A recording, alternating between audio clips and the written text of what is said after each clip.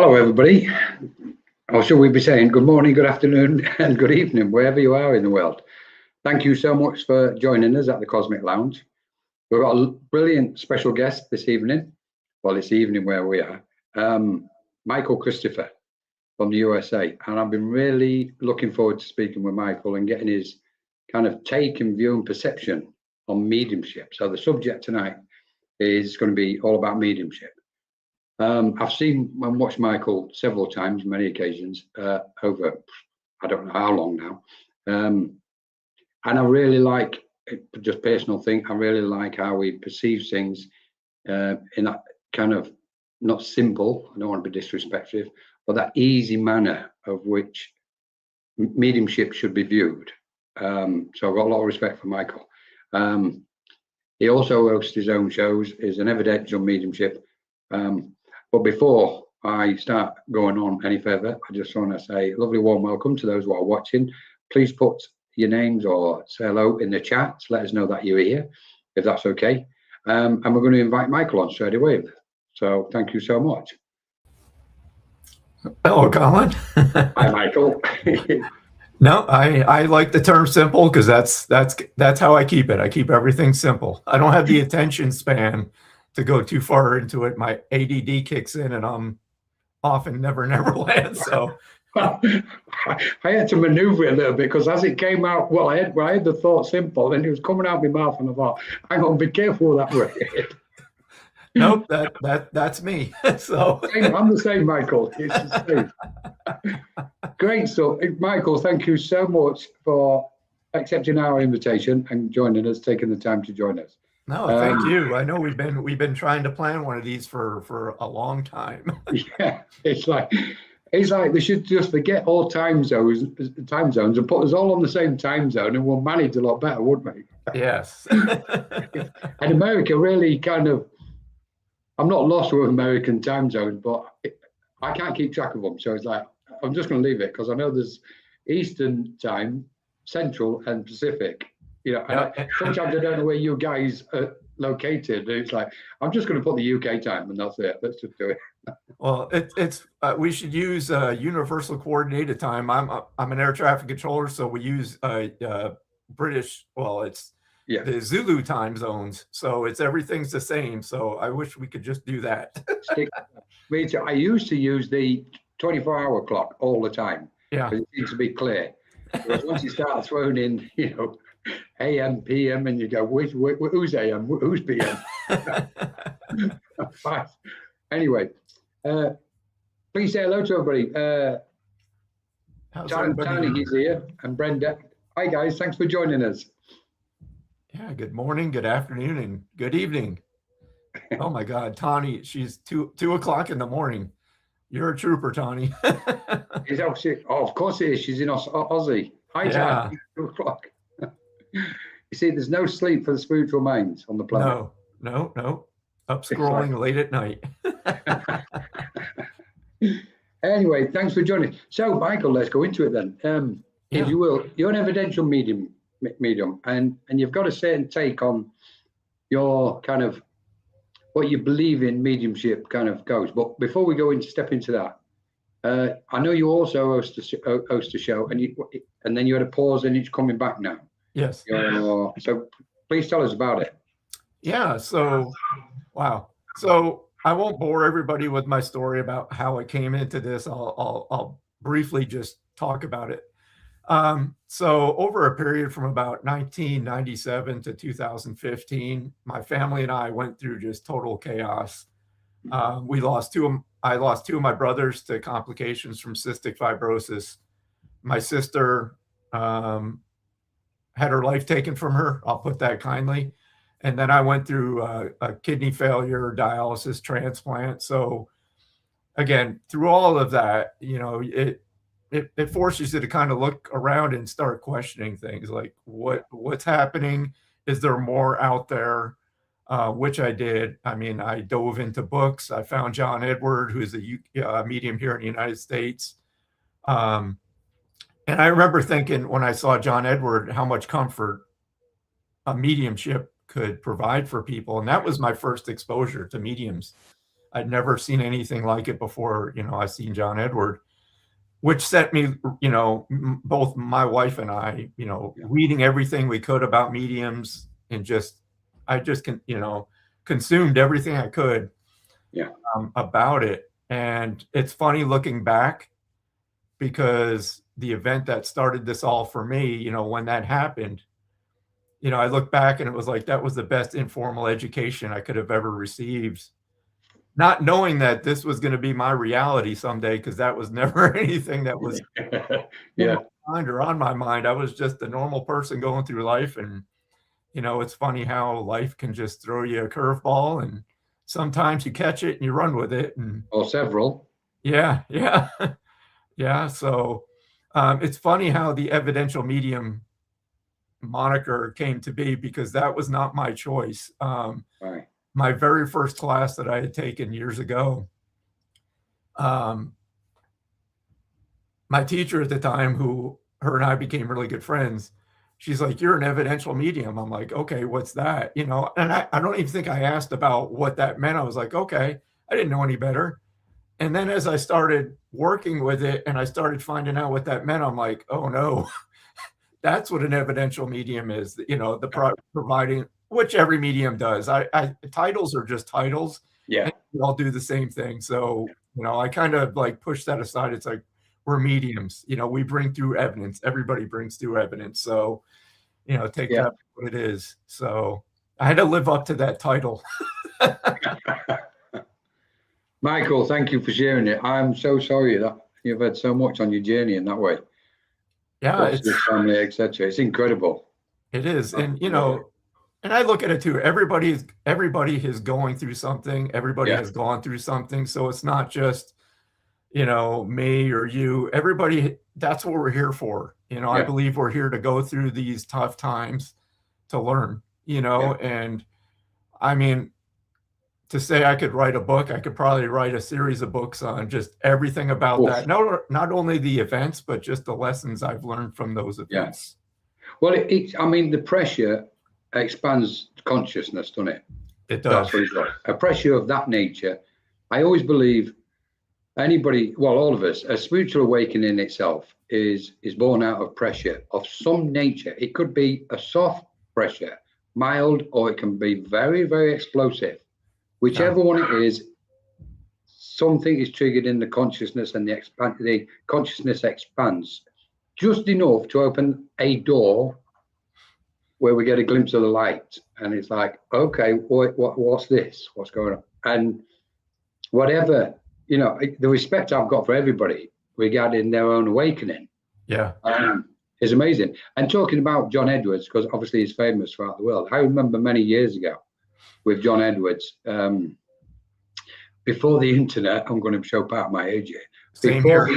Before any of the internet or anything, John Edwards was probably the main guy in the Western world what was televised. Yes. And then he was followed very closely by James Van Praagh. Yep. And especially so those two guys was doing amazing in the States. And then in the UK, shortly after, you had the likes of Derek Acora and Colin Fry. They was the two main who stepped into the media kind of space. And all four of them, watching the journey of spiritualism globally, all four of them have done like beyond words. They've been phenomenal. They can have the critics. That's irrelevant for me. It's what they've done, putting themselves up into the public space. And so for yourself, like you were saying about John Edwards being the first one, that's a high benchmark for your first experience with, to see a medium is like almost the perfect benchmark, I would say. Yes, for sure. And the doors that those people opened for us to put this out to where, I can only imagine the criticisms that they faced. I've read about them, I've seen it, but to have that person that's strong enough to just push that aside, knowing that what they're doing needs to be seen. People need to understand, that, or at least consider that there's more beyond the physical world, but the doors that those people opened for us. Forever grateful for people putting themselves out there and making this more mainstream and accepted. Yeah, definitely. Me too. I mean, at that point in England, there was, funny enough, I mean, this sounds like prehistoric times, and it's not. It's like 2 minutes ago. There was, in England, there was only 3 TV channels, and then a 4th one came out. So there was no, and then it came on to cable TV came out, and that's when we started seeing it, with their kind of shows, etc. So, and then because there was no internet or anything, the people had some kind of awakening. They was really looking around to see where they fitted in society and life, and the closest they could match really go to, in England especially. And I'm going to say, England has been exceptionally spoiled, because it's always had spiritualist churches and spiritualist centres up and down the length and breadth of it. So people could find the way to in person. Now we see, obviously, the giant leap is phenomenal now. But I just wanted to say hello to everybody who's just been joining us. So do you want to say hello to everybody, Michael? I do. Hello, Jess and Rose, Eva, Christine, good morning. Jennifer Rose is here. I've seen that. Good morning, Jennifer. Hope everybody's doing well this morning. Thanks for tuning in and listening to the old guys sit here and talk mediumship. That's it. I've been caught. Sorry. I've been caught out. Thanks for joining us, Jess. Hi, Jess. I tried to catch your show or your demonstration. I think it was a week or 2 ago, Jess. I'm so sorry I couldn't make it. Hi to Rose and Ava Bergstrom. Hello, thanks for joining us. Jennifer, obviously. Jennifer Rose, love you lots. Thank you. And Jennifer Mack made a comment. What is it? Yes, I remember those days, Colin. Jennifer, come on. Don't remind us. Don't keep reminding us. And we've got Wizard of Odd, which I believe is that Brian? Wizard of Odd. I think it might be Brian Lahr. Anyway, if not, hi, Wizard. Brilliant stuff. So mediumship, Michael. It's like the journey itself. And this is funny because this label, what you were making reference to, evidential mediumship, it's kind of, and they're just titles, labels, whatever. Just, I think what we're having to do is, or people are having to use them as terms of description so people know where they can go to. Right. More than anything else. And that's all they are, really. Yeah. I mean, when we're talking about evidential mediumship, I'm going to say I'm big on it, and I respect it, but I'm not limited to it, because I think we've got to look at the broad spectrum of mental mediumship. We've got channeling, etc., and then we're going into the psychic medium. So it's this now. It's like, okay, previously it was like, okay, mediumship, it's got to be evidential. Tell us your thoughts about it, Michael, please, if you will. Yeah, I mean, as I started to go forward with my journey and look at the titles, I'm like, they're just titles. I think all of us who do this work are striving to do the very best we can and bring through the evidence to provide the sitter with, to let them know that, yes, this is in fact your person. But I always say, it's like, don't put yourself in that box to where I'm only an evidential medium, or I'm only a psychic, or I'm only a trance medium. We all have those faculties within us. I think, I mean, we come from the spirit world. We're going to go back. It's a natural part of who we are. But I feel that we tend to gravitate to something that interests us or piques our interest. And I got to tell you, from the very beginning, mediumship, that was like, that's all I wanted to do. Because I remember, again, this goes back to John Edward and watching his show. I remember one day clearly, and it still rings in my mind. I said, wouldn't that be something if I could deliver a message to somebody and provide that comfort? And I'm like, was that manifestation that I didn't even know what that word meant way back then? Because it's like, here I am doing it now, which is just, it still blows my mind, It never stops, Michael. It never stops. No. With mediumship, and it's not, I don't think it's obviously clearly not limited to mediumship. It's that connection to other beings and other realms and other worlds.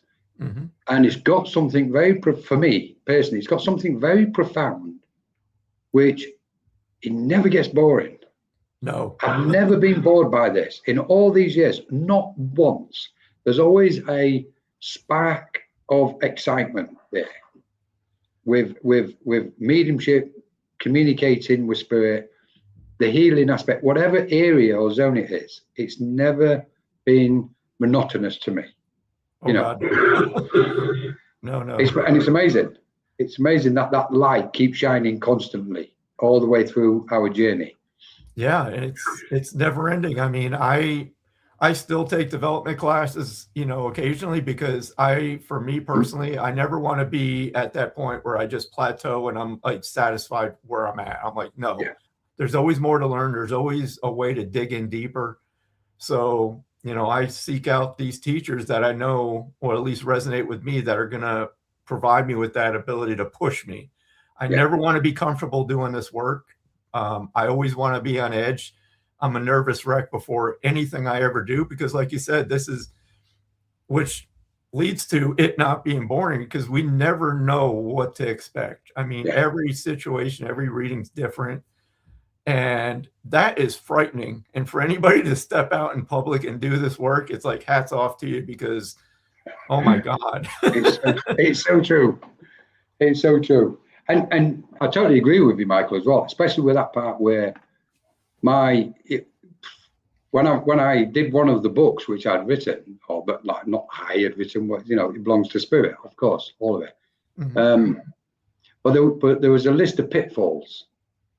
And it was clear to me many, many years ago at the very beginning, and I kind of clocked both the good, positive aspects, and my mind was kind of, you can't dismiss these pitfalls, Colin. You've got to be mindful of the pitfalls. And so, there's more than an handful. However, but there's 2 or 3 of them which stay very close to the surface within my awareness or consciousness in my mind. Which is, one of them is stagnation. Yes. And one of them is complacency. Mm-hmm. We can never be under the assumption, as we both know, and we all know this, that all of a sudden we've attained enlightenment and we know everything. Yeah. No chance. And when we've got the pitfalls in our back pocket, it really keeps us grounded. Mm-hmm. And it keeps us in that kind of space. It saves us from this self-elevation, which the ego will try and push through, look at me style sort of thing. Yeah. And I think it's important, which leads us on somewhere else with developing our mediumship. This duality at the moment of understanding our own mind and learning about our own sensitivity and our own awareness and all the different aspects of our own mind and awareness, simultaneously as we walk the path of mediumship and we start doing mediumship. Mm-hmm. Any thoughts, Michael? I think that we're all a little crazy to take this journey, because oh my God, you mentioned the pitfalls and everything else that goes along with it, and yes, as far I don't really like to talk about me, but people have commented that I'm humble to a fault, because I have a hard time accepting compliments when I do this work. It's kind of like, it just gives me the heebie-jeebies, because I'm afraid of the expectation that it could send, and I think every medium, everybody that does any type of this work, like you said, we're battling our ego in that bar. Once we put ourselves out in public, it's like, okay, people see your work, so now there's an expectation of where you are.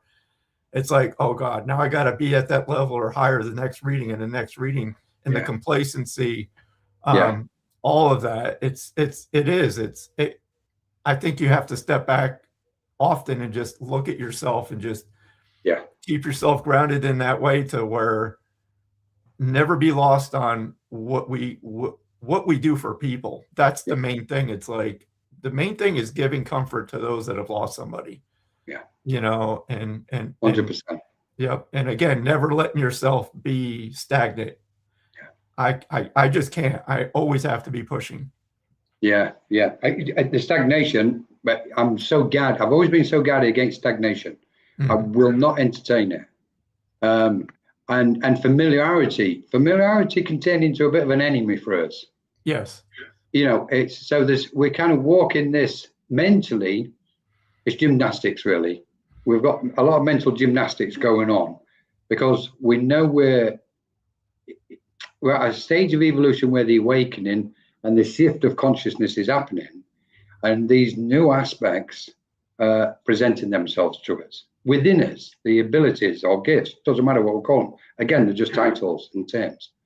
So there's this constant gymnastics. I always think the most important thing is trying to keep a peaceful mind and maintaining some degree of stillness. Yeah. Because in that stillness, we can have the clarity to analyze ourselves and go, okay, you need to shift that part or dissolve it completely. Right, you can make an improvement on that one. You can fine tune it with your mediumship, so to speak.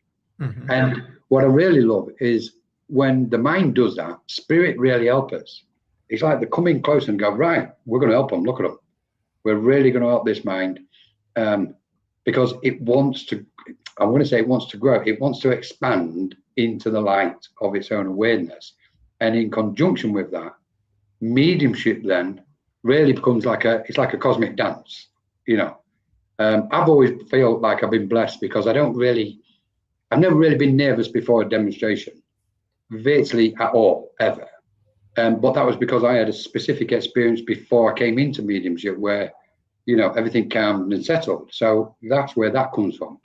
And I have a tendency to kind of laugh and joke with mediumship when I'm doing it. Work fairly fast on some occasions, on most occasions. But most importantly, it's that, what does spirit want to say? Right. What do they come? What do they wish to say? To say to that, their loved one.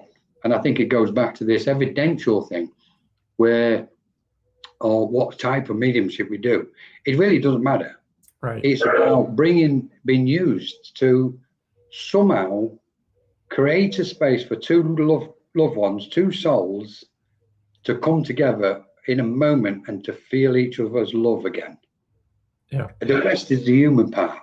It's got to be evidential. It's got to be this. It's got to be that. It's like, forget it. Let's just stay out of the way, and let's see if we can manage to be used as a channel or vessel or tool to bring these two people, and they can feel that love again and hold each other and merge in that beautiful light, just for a moment, just briefly. Yeah. The evidence, information, etc., etc. Of course, it's important. We know that, but I think this is the essence of it, bringing that love between two souls. But that's where I am with it all, Michael. No, and it's a good point you mentioned, because this is actually what I'm working on right now with a mentor that I'm working with. I think for me, I've tended to get too focused on just providing evidence, you know, and yes, there's messages in the evidence, but my weakness, and that's again why I sought out this person, because I know there's gaps in my development, because a lot of stuff I've done on my own. So my specific reason for going with this person is to help me make it a full, complete reading, if you will. It's like, yeah, I'm going to provide you evidence to give you no doubt that this is your person. But then what I'm really concentrating on now is like, once that's done, once I've accomplished that part of the session, is like, they know that's mom, dad, whoever. I'm stepping out of the way. I'm giving spirit room. This is your time to tell your story and bring this person back to life for that time that we have with that spirit. So that's kind of where I noticed that, all right, yeah, the evidence is there, but I want to bring the feeling, the emotion, the personality to life right now while I have this moment or this opportunity to do that. So again, absolutely love it, Michael. Absolutely love those words, what you just said. And I think it's probably the single most important thing anybody, a medium, can do. Mm-hmm. You know, I often think about what spirit wish. What's it like for them when they come through? We know there's a group of them standing around when we're doing and giving messages. You know, if we go on Zoom, the room's full of them. We know this. Yep. You know, and it's like, okay, what do they wish? Often, I think mediums, and again, obviously respectfully, I think mediums or developing mediums, if they can not try and control what they wish a message to contain and how the message should be, because as soon as we have those sort of thoughts, we know we're interfering with it. Mm-hmm. And spirit standing there going, it's okay, we'll sort it, it's okay, just let us come in. and they then take over and do exactly what you've just said. They can present themselves and bring that kind of warmth, that profound warmth, what touches somebody's soul. And I think when we perceive mediumship today, because obviously, been in this game too many years, and I shouldn't say, I got a 30-year syndrome. I call it the 30-year syndrome. When you hear mediums go, I've been at this 30 years, and I swore I'd never say it. It's like, don't go there, Colin. So I've turned it into the 30-year syndrome. And it's like, it doesn't matter how long we've been doing it. I've been in circles where we've seen somebody walking for the first time ever and gave the most immaculate, accurate message. And it's blown their own mind away. They've gone, I don't know why that's happened. And you've had mediums sitting there who's been at it, 20 years, and they've gone, I still can't do that. And that's so wonderful, because it's, when I was in the military, I was an instructor. And again, with the ego, once you push that aside to, I've been doing this for so long, and start to focus on, you can learn so much from those people that are just starting out, because they haven't been tainted yet. They haven't been taught a certain way. So it's raw, unfiltered. And it's like, if we could cultivate that, because that's what we're trying to do for each of us. We're not trying to be somebody else. Bring your natural gifts. That's, I can go off on tangents, but I'll just say this really quick. Go for it, Michael. Go for it. I'm a goofball. I am definitely not the polished medium. I, for some strange reason, felt the need to jump on Facebook when I started doing this years ago, and just, it was uncomfortable, but I'm like, I just want people to know that you can be your authentic self. You don't have to know everything.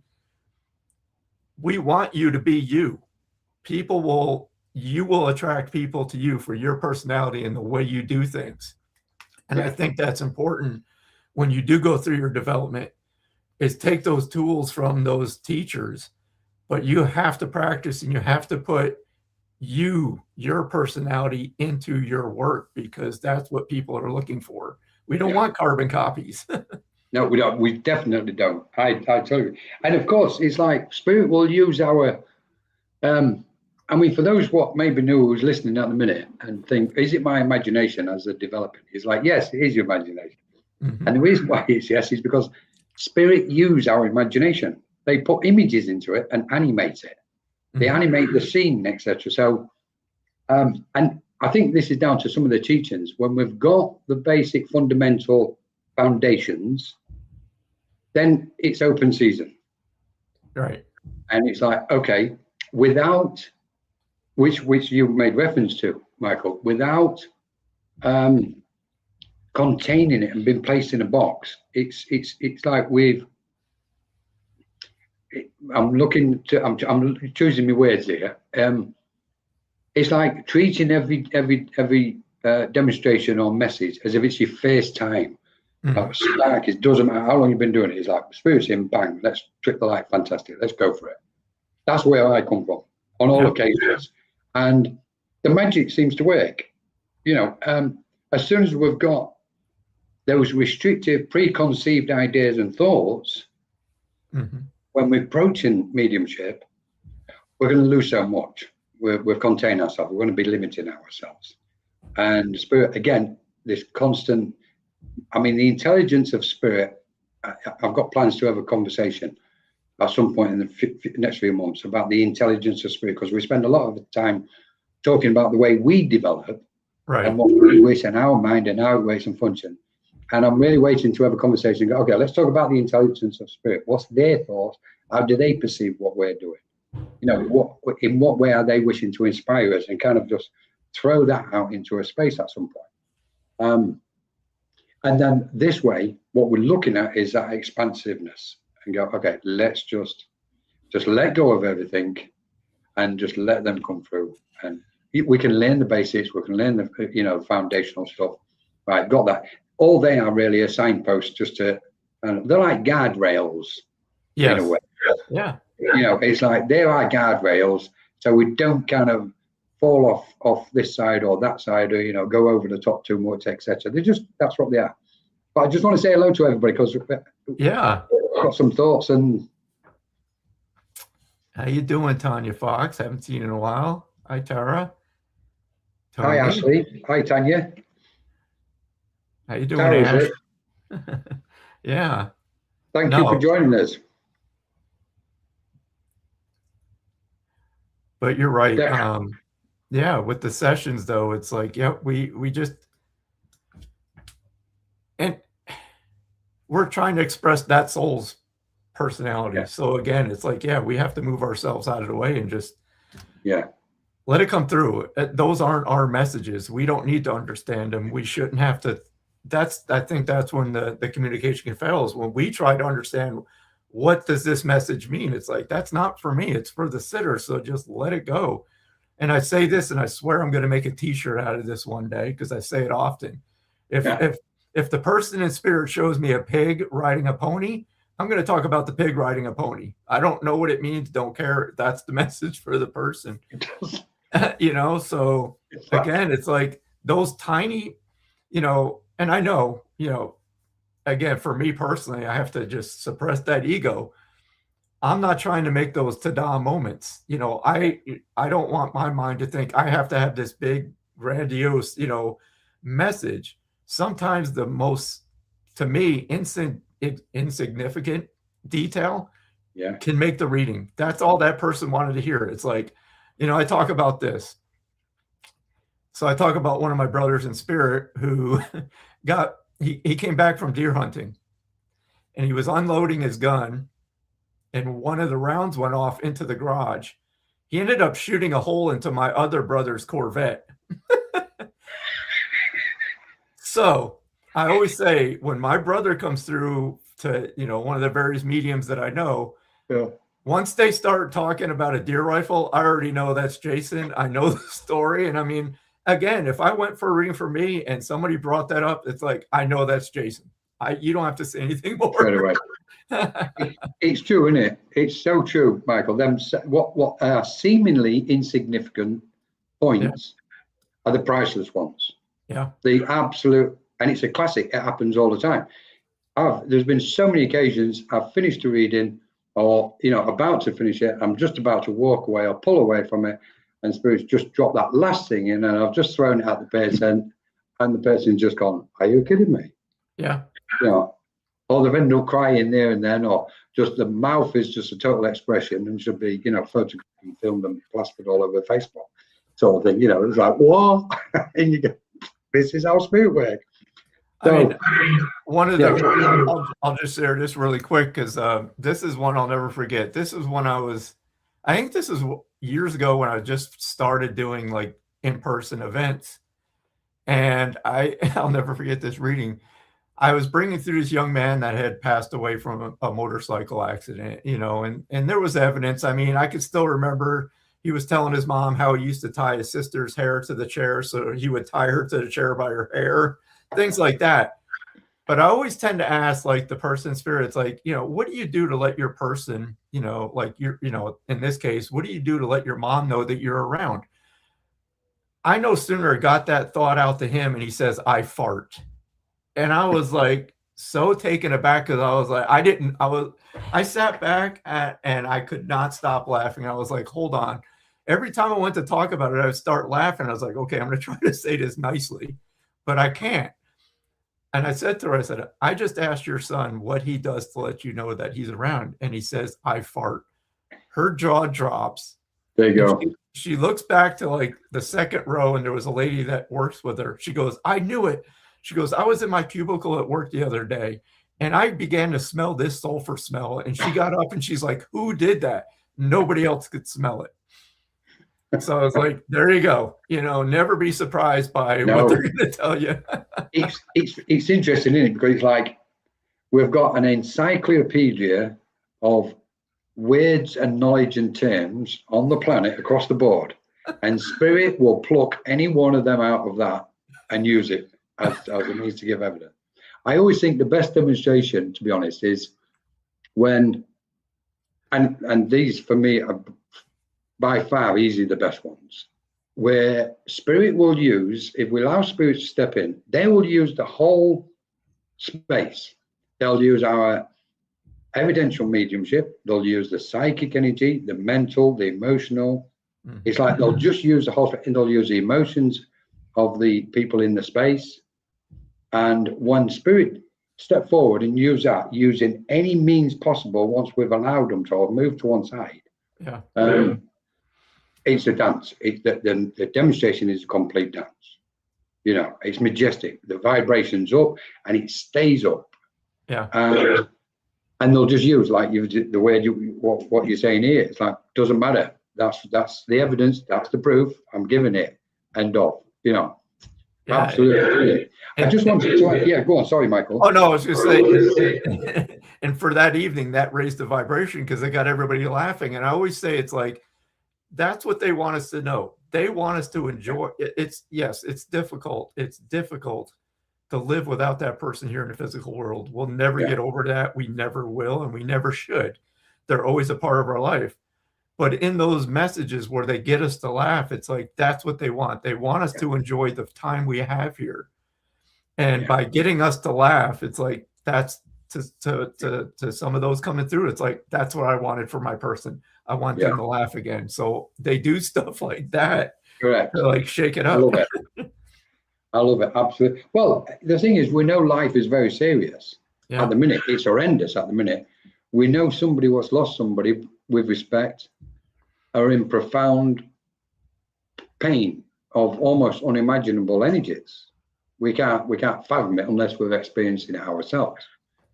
And yet spirit will still come in and they'll bring that laughter and humor because they know it's going to raise. It's not just going to raise the vibration; it's going to keep the vibration high.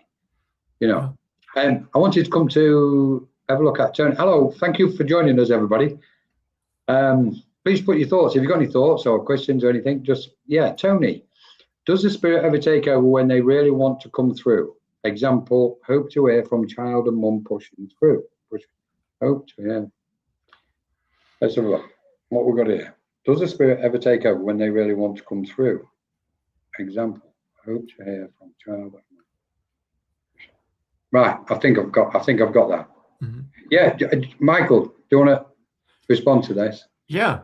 So I think it happens actually quite often to where you may want to hear from a specific person. And I always say this when I open my readings is, you know, because I'll ask somebody, who do you want to hear from? And I know they're there. However, like this case right here, you want to hear from your son, but maybe mom wants to come through first because mom has never had the opportunity to come through to say something to you. So I always say it's like, be open to, you know, to everybody that you know is on the other side because they pick the order. You know, I may want to, my ego might want to focus on your son because you asked for it. However, they may have a different plan in mind. So I have to allow, if mom's there first and she's stubborn and won't get out of the way, we have to acknowledge mom, give her moment. And then more often than not, the next person will be that person you want to hear from. I agree, Michael.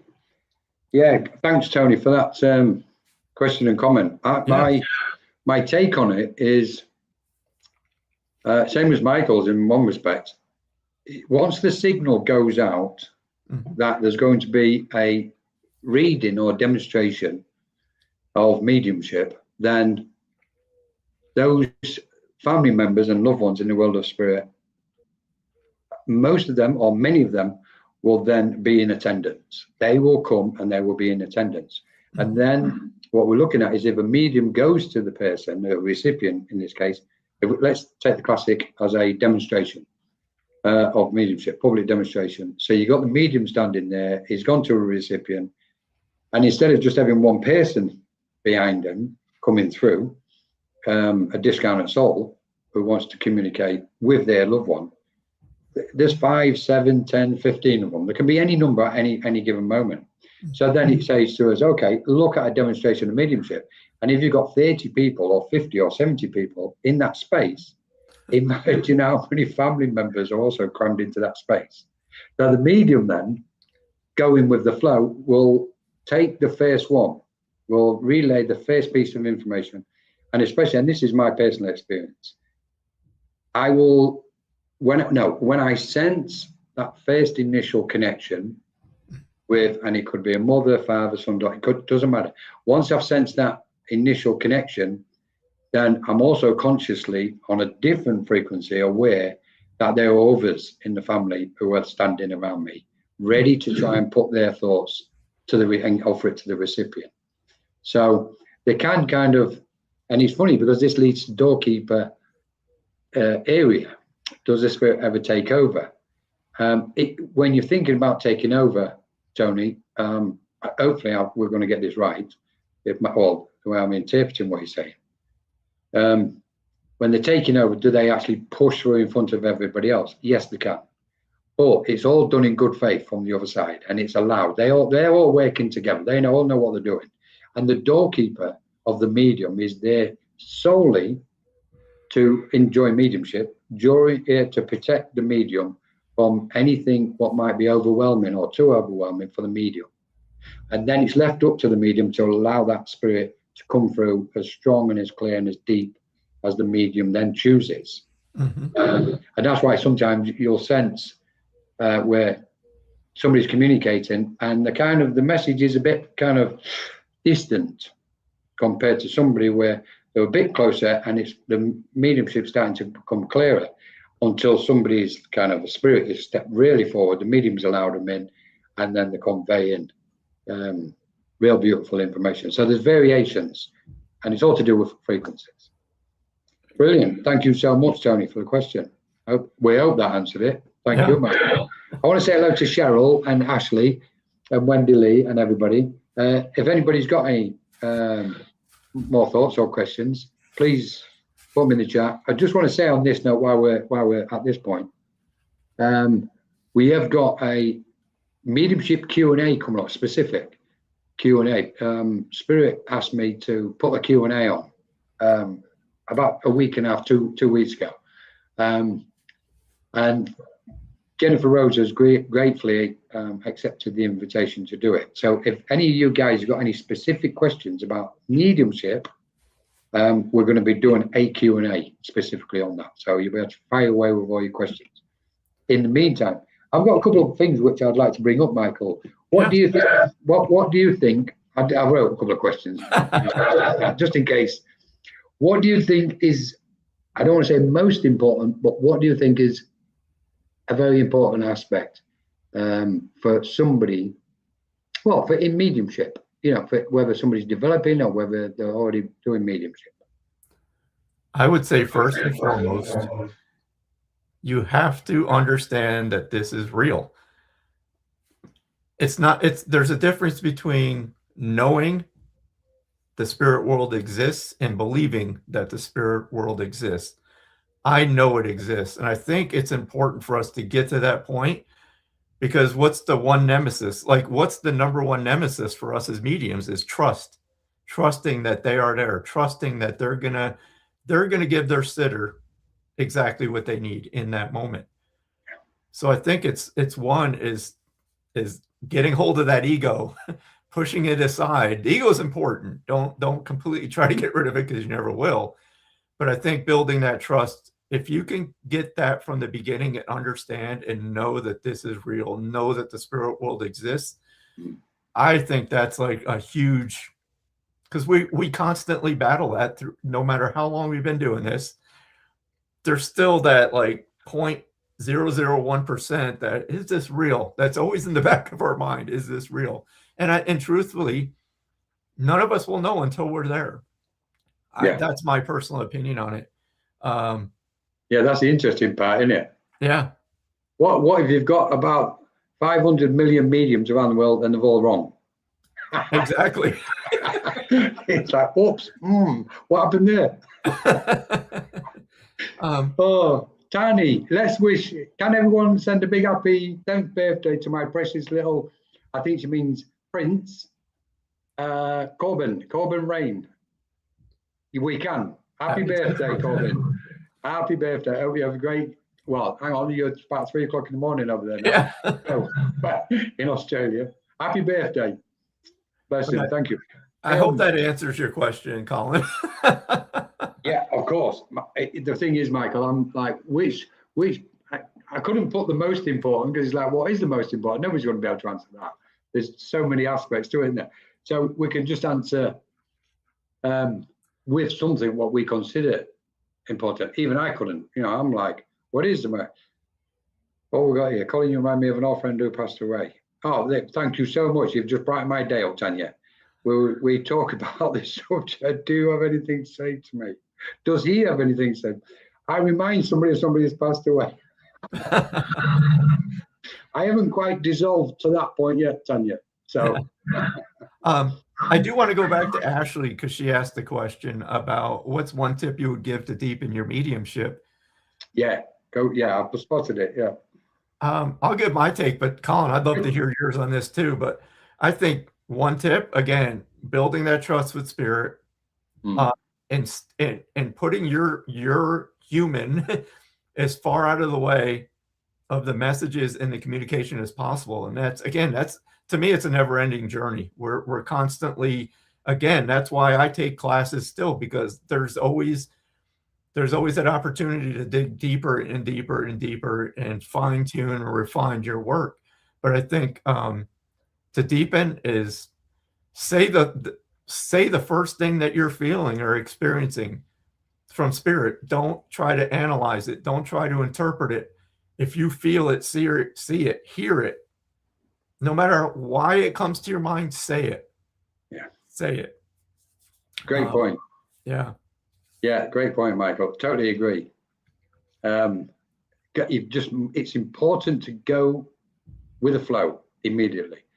Another one I would put in, Ashley, for me, and this is the one that always applies, which is take your mind to spirit. Take your mind, make the effort, and you're using the word deepen, which is really nice.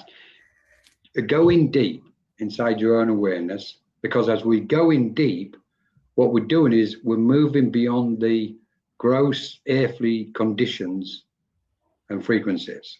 And then we're starting to merge close with the spirit energies. You can do it in an ascended fashion. We can also say, okay, just open yourself up. And now, just to clarify this opening up to spirit business, in this kind of small aspect, when I say open yourself up, really just blast wide open. Expand your auric field and your consciousness as far as you think is imaginable. And what happens is your mind will go with it. And by doing so, your mind's going to get closer to the spirit world and spirit vibrations. I have certain roles in the way I work. I think one of the difficulties what a lot of mediums and developing mediums face is sitting waiting for spirit to come to them. Never, for me, it's like never ever do that. Never. Because we must apply the effort. We've got to make the effort. So send your mind to them. And there's an old spirit saying, which is, you prepare and we'll provide.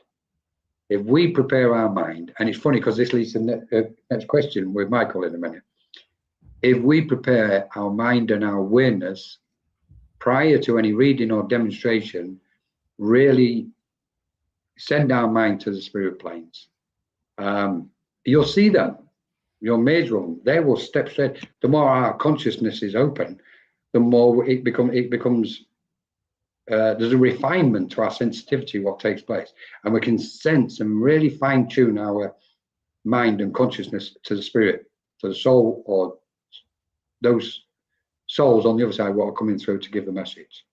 We really do. So I know you've probably had about 20 tips just then between me and Michael, Ashley, and I know you only asked for one tip. Fatal error. What's the one tip? Anyway, I hope that helps. Brilliant stuff.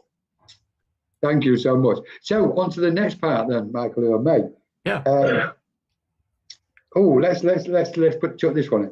So how can people develop in a clear fashion? Hi, Kathy Anderson. How can people developing mediums? I'm saying developing mediums and mediums in a clear fashion. Oh, that's a huge question. Let me dig deep. I might ask my guides for help on this one, but what comes to mind first is, again, there's so much noise out there, right? There's so much information that we feel we have to know before we attempt to do mediumship. And this goes back to your student or the day one circle. They have no preconception or ideas about what they're supposed to do. They just do it. I think if we can bring that mindset into our work each time we sit down, I think that right there will just help you, again, build that trust, because, all right, I know I've learned about XYZ. I'm just going to push that aside. I don't care. They come through. I don't care how. It's just go with it. Go with it. I hope that makes sense. That's the easiest way I can formulate that. Yeah, it does, Michael. Yeah, very much. And again, I'm just in agreement with you with it, because all the thinking, all the analyzing, and we make reference to doubt and fear and confidence and trust. I don't use any of them words. I've been them. They've never been in my vocabulary, because I know the frequency. I don't know the frequency of them, but I know that they're of a specific frequency, which is going to interfere with the clarity, which I always hope to attain when I'm working with spirit. So it's like, okay, and people go, okay, especially in the early stage, you go, okay, you've got to trust. Oh, you'll get your confidence. It's okay, etc., etc. It's like, Bingham, just forget them all. Forget all them words and do exactly what Michael's just said. It's like, when they're in, just go for it. I also think it's important that as soon as we sense spirit around, that's their signal. They're saying, we're ready. We're in and we're ready. And it's almost like a little bit, it's not, I'm going to say it can be a little bit of a challenge to the human mind, because it's almost saying, we're ready. We're ready for the off. Are you ready? And at that moment, if the mind goes, yes, mentally, it's game on, off we go, and just fire away. It's when it goes, oh, hang on, just give me a minute. Oh, I'm not sure. Oh, am I hearing this right? Have they just said that to me? Have I just sensed that right? All that. It's like, guys, get rid of that garbage, because it's all garbage. It's all low frequency stuff. And you just go, I can sense spirit. Right, boom. It's like every time I do a demonstration, I'm standing, because I normally stand over there online anyway. And I'm on the demonstration's about to start. The prayers have been done. The host is saying whatever they're saying, and I'm standing there literally with spirit. And as soon as I know they're there, like into a certain point, it's like, okay. And I'm paused. There's nothing in my mind. I'm just paused. And I'm waiting, not for spirit or my own mind. I'm waiting for the host or chairperson to finish what they're doing. And as soon as they say, okay, I'm going to hand it over to you, Colin, celebration, bang, let's go. We're off.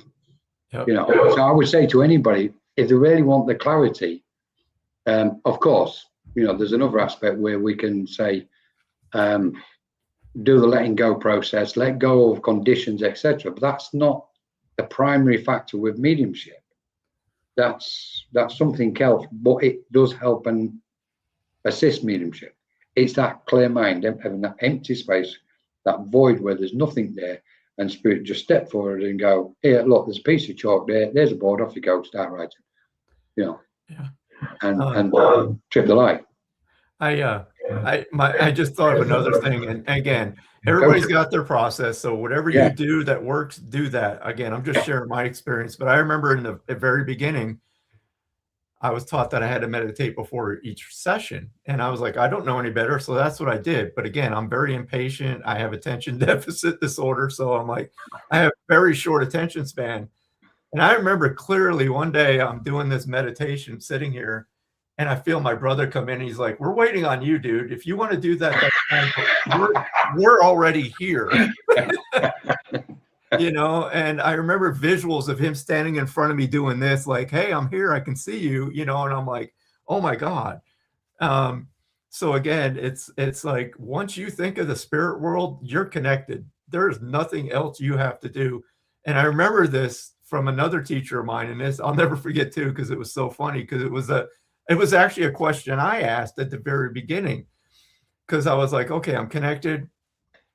And I think Cheryl asked this, do you prompt the question or let them provide the information? So this kind of ties into, I'm going to try to answer this, Cheryl, in my own way.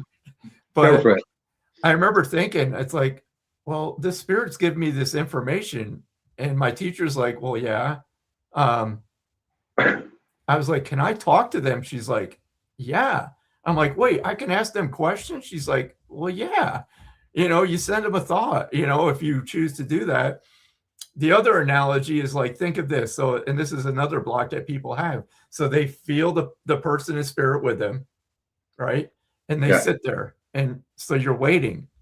And I remember this analogy, this one teacher taught, it's like, can you imagine somebody showing up to your house? They knock on the door, you open the door, and then you both just sit there and stare at each other and nobody's saying anything. Yeah. And I'm like, yeah. So again, like you just said it too, Colin, they're there. Yeah. Let's get this going. Totally. Brilliant. It's funny, Michael, because you've got me to pause mentally. You said something which I find really, and I think this is probably, in this moment, I think is very, very interesting and important aspect. And it's to do with meditating and connecting with spirit, because that is out there. Meditation. Mm-hmm. How can I develop further, etc., and help my mediumship? And then the answer is by meditation. Yep. And it's kind of put out there in the space on what's the word I want?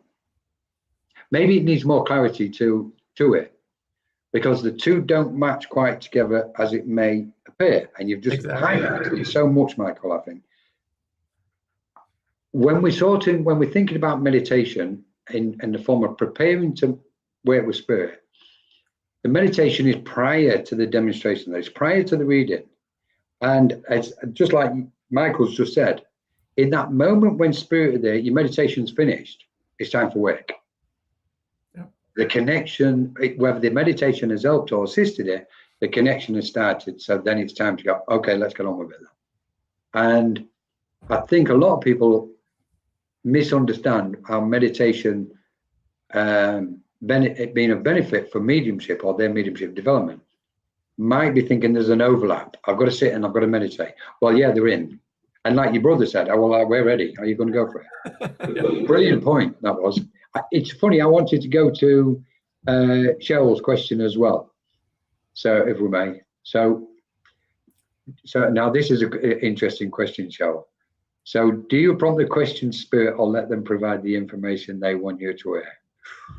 Before I answer that, though, because I want to just add on one more point to the meditation thing, because I don't want anybody to get the impression that meditation is not important. I think if you're that type that you need to learn to quiet your mind, and that's a great tool.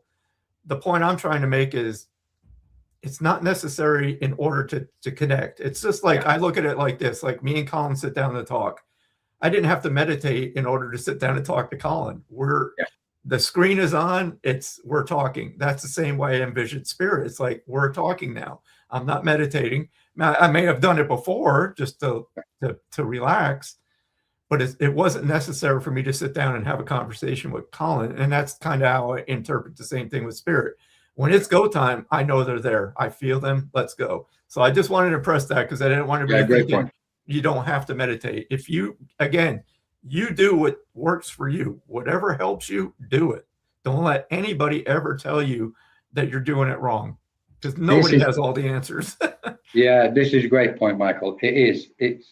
And I love what you keep saying there. It's so important that everybody does it in the way they're comfortable and the way they think is great. Use the books, listen to teachers out there in the space, or whoever you're listening to. Watch all the videos you want, but ultimately do it your way, because that's the correct way with you and spirit. So I'm so pleased. It's like you've been pushing that home. Spirit wanted that pushing home for some reason, Michael. Brilliant. Yeah. So Cheryl, do you put the question to spirit or let them provide information they want you to hear? Excellent question. Excellent question. So, okay. In my development in the very beginning, I would use a checklist approach, because that gave me a foundation to build upon. Okay, so I want to choose my words carefully going forward, so you understand completely. In the beginning, and Janet Nohavic's book highlights the point of like name, rank, serial number. Okay, and what she means by that is, do I have a male or female with me? Were they young or old when they passed? What was the condition of their passing? And maybe one other piece of evidence. So in the beginning, yes, I would kind of use that. And spirit works with you. Again, they understand what you're trying to accomplish. That would give me the foundation to open up the session, and also to build trust with spirit, and also give the sitter a foundation to know that this is real. This is like, that's my dad. I know. So I would use that in the beginning. As I progressed in my work, sometimes, yes, I will fall back on that, but they know that, all right, Michael needs to hear a few things first. So let's satisfy his ego with giving him X, Y, Z. And then we know that once that's accomplished, he's going to put himself out of the way and say, okay, dudettes, what's your story? Yeah. This is your opportunity to just whatever, talk about whatever. So again, Cheryl, going back to your question, do I prompt a question? I will if I don't understand. Like if they're trying to get me to say something and I relay it to the sitter and they give me a no, okay, they don't understand. I will then go to this, okay, they don't understand. Can you give it to me a different way to help me convey it to them in a way that they'll understand it? So in that way, yes, I will ask them a question, but it's only to help me clarify in order to get that thought from that spirit to the person. Because again, we're interpreting energy. They're not speaking to us in a way that like we're having a conversation here. They're sending us this energy, and then our soul intercepts that energy, but it's got to get through the mind, which again, they're working with me, so they got their work cut out for them. They got to get it away for me to understand it, to say the words. So again, yes, so it is. There's that fine line of yes, I will, but really my job, I feel, is to put myself as far out of the picture as possible and just let them talk, if you will, talk. Yeah, nice way of doing it, Michael. For me, Cheryl, the answer is no. I don't do anything. I don't ask no questions whatsoever. I never have done. I just make sure that I'm prepared prior to the reading or the demonstration. My job is from Colin to keep his, as long as my tanks are topped up energetically, and just before I start the demonstration, I just expand consciousness itself, or whatever we want to call it, as in the opening up procedure, and then I wait. I don't do nothing else. And as soon as I sense spirit, I just wait for that soul to put in their first thought. In a demonstration, I have a tendency, 99.9%, as good as 100%, I always go direct to the recipient, always, because, and I don't ask spirit who they want to be with. It's not my business. I wait for that first communicator to come through, and they will direct me to the first sitter. It's like, I need to go to that person. And then I just kind of convey the information. That's what I'm doing. So it's almost like Michael, if Michael wants to get a message through to me and there's a third person in the middle, Michael's going to try his hardest to stop that middle person from even thinking anything. Mm-hmm. He's going to say, just pass this to Colin. Just give him this, give him that, give him that. And in that, what happens, there's a magic what happens. It's spirit will put in exactly what they wish to say and convey, without any interpretation from the human mind, in any way, shape, or form. There are times, having said that, we're interpreting a certain aspect of a message, if we've got a full message, but there's three aspects of dealing with it, how to interpret a message. And I only use them as and when spirit inspiring me to use it. Because sometimes they'll go, we don't need your interpretation, give it in that way, because the recipients can understand it the way we've given it through you. Again, that's spirit coming through without my mind interfering. The second occasion will be, we're going to put the interpretation in because we know what they understand, and they'll give it that one. And the third one is, they will say to me, put your interpretation on it, because your interpretation is the one we want them to have, because we know they will understand your interpretation of that particular aspect of the mediumship. But that's not all the time. So generally, similar to Michael, it's like, I don't ask any questions. Even when we're in our classes and courses, what we hold, I try and encourage people is like, and say to them, do not ask any questions of spirit, nothing, just open up, let spirit come in, let them guide you to where they want to be, and let them tell you exactly what they want to convey to that person. If I want to say something to Michael, I know what I'm thinking, I know what I want to say to Michael. If I'm got a person standing in front of me, then I've got to wish and hope that that person's going to say to Michael exactly what I want, what I'm saying. And you know what happens in this case, as in mediumship, it goes all over the place, you know, and you go, guys, you know, and God knows what it's like for spirit with the human mind. We can just imagine what it must be like. It probably appears as total chaos. Like, will you all just get out of the way? You know? Anyway, that's our take on it. Brilliant, Michael. Thank you. And I love these conversations because we all have our own way of doing things and learning and developing, and you know, it's great to have this because people have no idea, you know, and it's again, I love these shows. I love just hearing other mediums talk. And that's another reason I take classes, because I like to see how everybody works. I like to see, because a lot of times I'll look at it and go, wow, I never thought of that concept, you know. And so again, you're always learning, you're always developing. It's just fascinating. Just want to quickly jump back with Cheryl, because she's responded here, which is lovely. Cheryl, thank you for these questions, because I think it's important for a lot of people in the space, a lot of mediums, all of us.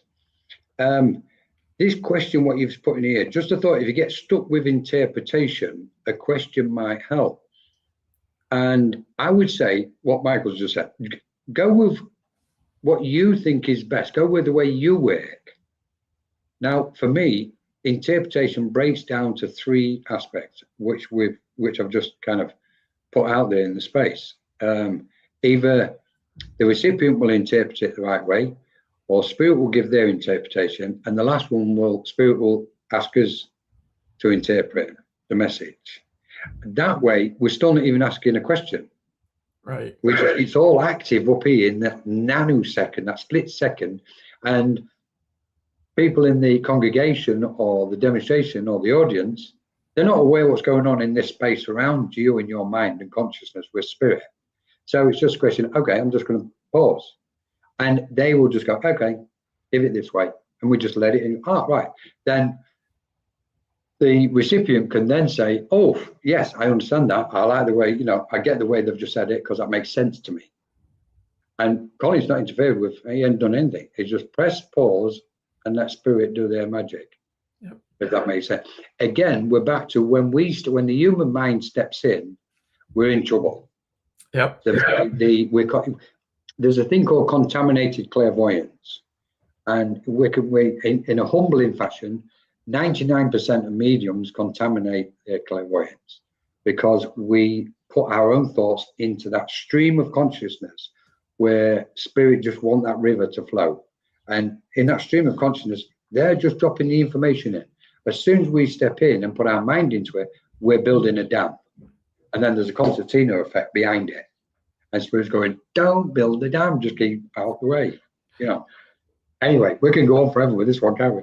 Brilliant. Well, yeah, and let me just add one thing. I think that for me, this is a point that another one of my teachers said. Just like you said, you know, spirit can come through and say they show me a lake. My job is to say, your father showed me a lake, and stop there. Do you understand reference to a lake? But what do we do as a medium? If we give us more than a second, we're going to start putting like, okay, now, so I see a lake, but now my mind's trying to, I see trees around the lake, and now there's boats, and there's this cabin I need to talk about. And spirit's like, no, just say lake. They're going to understand what you mean if you say lake. That was like our summer cottage. We spent every summer there. All I had to do was say lake, and they got it. But what do? We try to make this grand like story out of a simple sign from spirit. So again, our job is just talk about the lake. They show you a lake. There it is. This is so true, Michael. And it's like we like to elaborate on it all and make it look, you know, more than what it is and fancy and all. It's like we don't, guys, to stop. Just get a lake. Funny you talking about a lake, because I did a reading for somebody Oh, just over a week ago. It was an in-person one, and it was very interesting.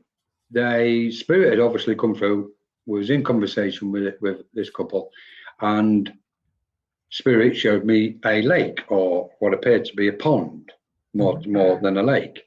And it looked as if it was surrounded by, like it was in like a village, the center of a village, like you get in some places. And I thought, no, this isn't correct. It's not in, I've got it wrong. It's not in the village, but I'm seeing lots of greenery around it. And I'm standing exactly facing. Then I realized it was in somebody's garden. And beyond the bushes, there was more garden. And I could see a unit, a wooden timber frame building.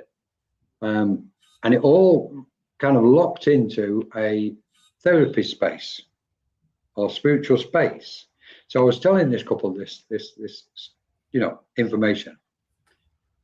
And about 3 days later, they invited us over, and I'm actually standing in front of that pond with all the greenery in front. And beyond there, they literally invited us over because they wanted to know, or kind of ask spirit, where to put this unit, because they want to create a therapy center. Wow. And it was exactly where the spirit just shown the whole scene. And so to give the message and then to be standing there several days later in that exact same spot, wow, was absolutely incredible. And the girl went over and she stood there. She went, "This is where I'm thinking." Exactly where you said, Colin. I'm like, forget it. Classic one, isn't it? Oh my goodness. Spirit, again, you hit it in the beginning. Spirit has an intelligence. We just need to get out of the way. Yeah, Dion Bell. Is it Dion Bally or Dion? I think. Yeah. How do you dig deeper with spirit for quality evidence? Oh, that can be a tricky question, but I'm gonna attempt my best to answer it. I'm trying to word this carefully. What do you consider quality evidence? What does your sitter define quality evidence as? And what does spirit? I've said it over and over. The simplest thing, simplest reference can have the biggest impact on a reading. It could be something so minute, like a tattoo that the spirit person wants to talk about that person got after they passed in remembrance. I can give you like the street they lived on, their career, blah, blah, blah, blah, blah. That's fine, it's there. But once you mention, and again, this is just an example, a tattoo, that could be the reading for that person. They know, they now know their person's around, they see what's going on. That's all they wanted from the reading. So again, we have to be careful when we're, quality evidence. To me, again, just like Colin has said, we're opening up the spirit and they know what their person needs to hear. Our job is just to send that message and not decide what's quality and what's not quality, because that could get you into trouble.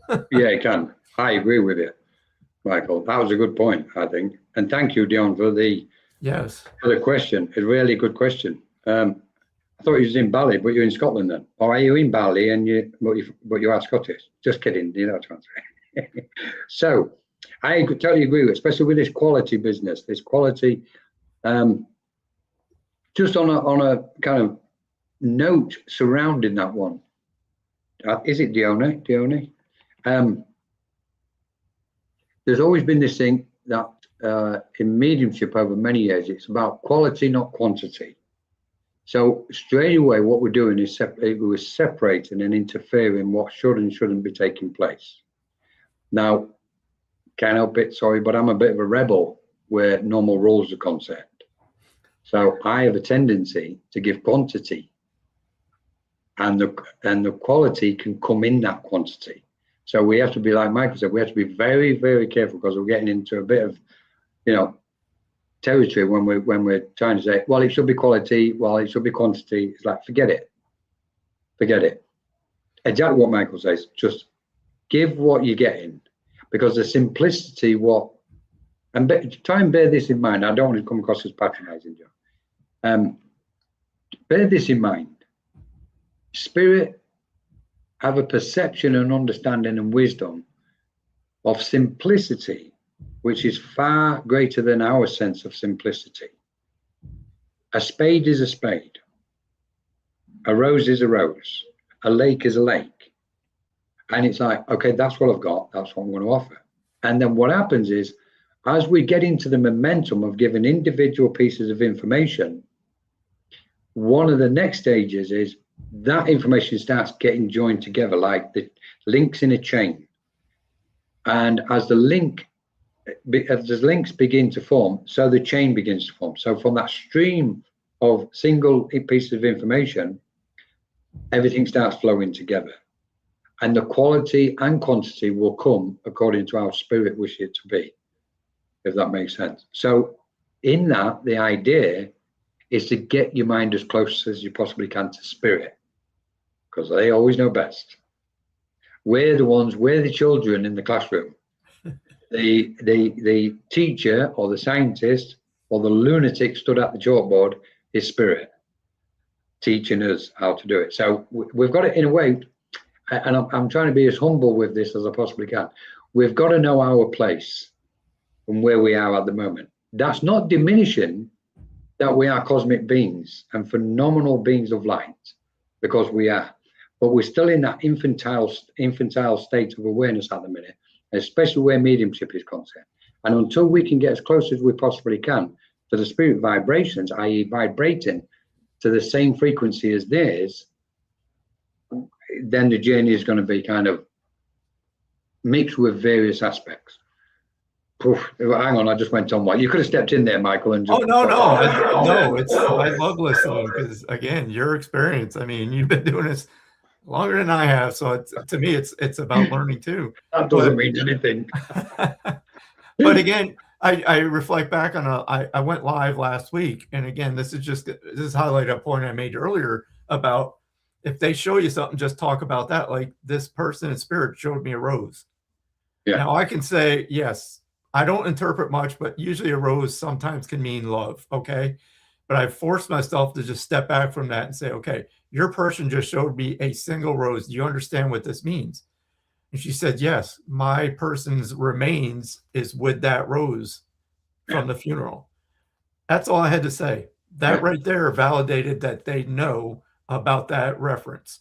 I could have gone on and told you a complete story about the rose, but nope. Do you understand the reference to a single rose? Yes, I do. Job done. Next. Yeah. The elaboration factor. Diona, thank you so much, Diona. Yes. And it sounds like you see this is again your journey, Diona.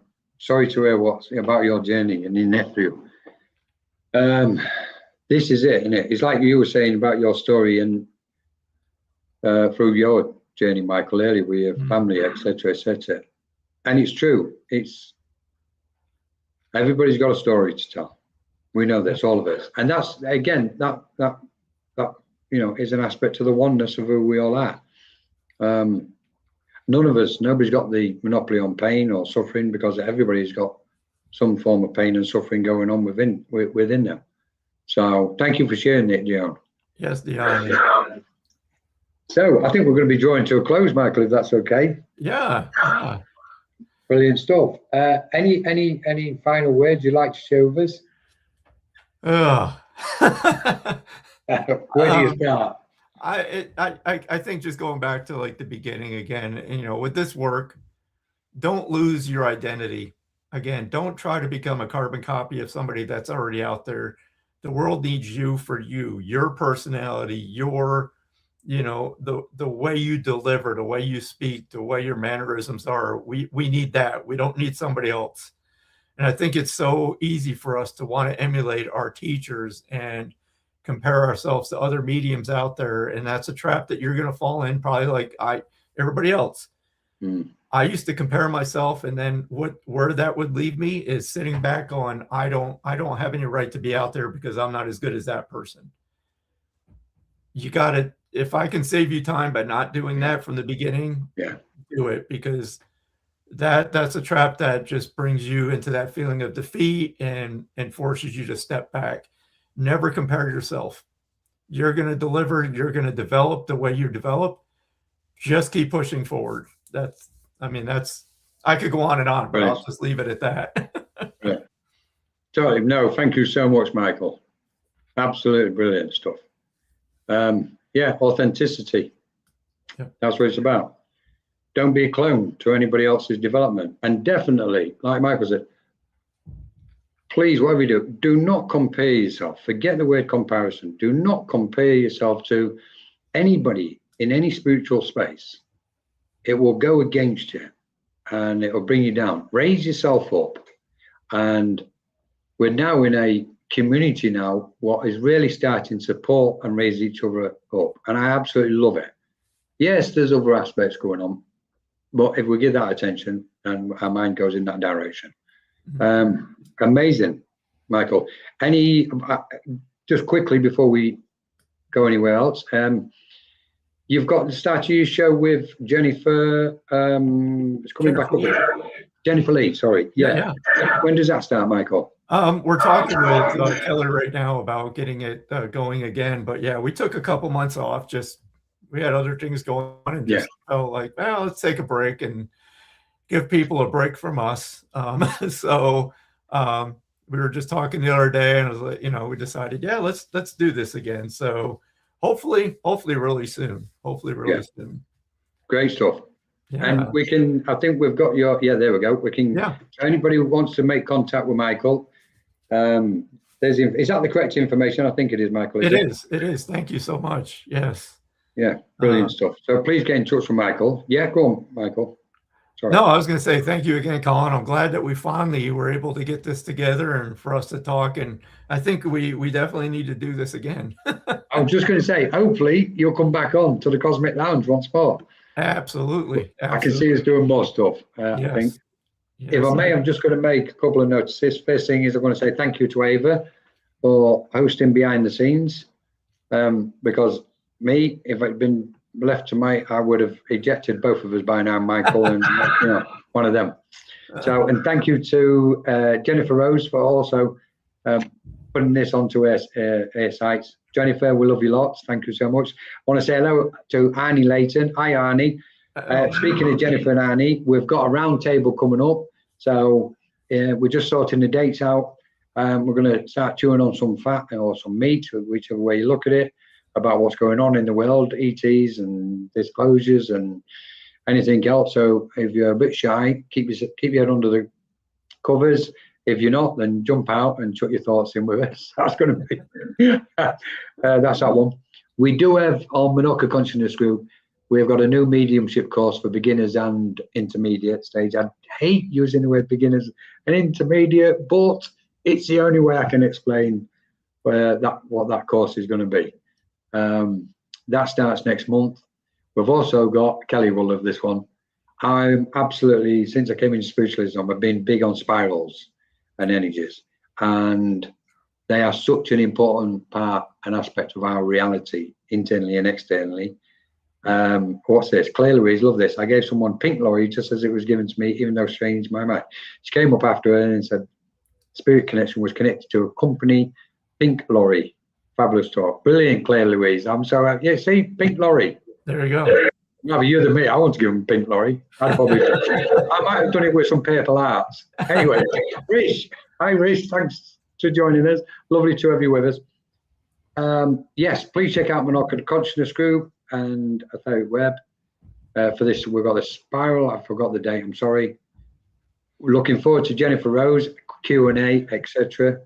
And we've also got more conversations and chat on the Cosmic Lounge. Nancy, I want to mention Nancy's got some new stuff coming up, so please check out Nancy and her site, and Kelly Brickle and everybody in the US on the other side of the pond. We just keep supporting each other. Blah blah blah. Sorry guys, I'm waffling. Michael, really appreciate it. I appreciate you, Colin. Thank you again so much. I enjoyed this. Yeah, let's get back together again soon. Lots of love to everybody. Thank you to Spirit for inspiring all of us and bringing us together. And we'll see you all very soon. Soon, that one. Great stuff. Bye-bye. Bye, everybody. Thank you. Bye-bye.